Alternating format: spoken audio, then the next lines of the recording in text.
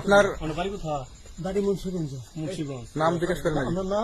আমার নাম বিচারপতি শামসুদ্দিন চৌধুরী মানিক। বিচারপতি শামসুদ্দিন মানিক। মানিককে হাইকোর্টের যিনি কয়েকদিন আগে উপস্থাপন করছো চ্যানেল আইছি। সেই মানিককে চ্যানেল আইতে হ্যাঁ সেই মানিককে আমার নাম হলো বিচারপতি মানিক, বাড়ি মুন্সিগঞ্জ। আপনার পিতার নাম?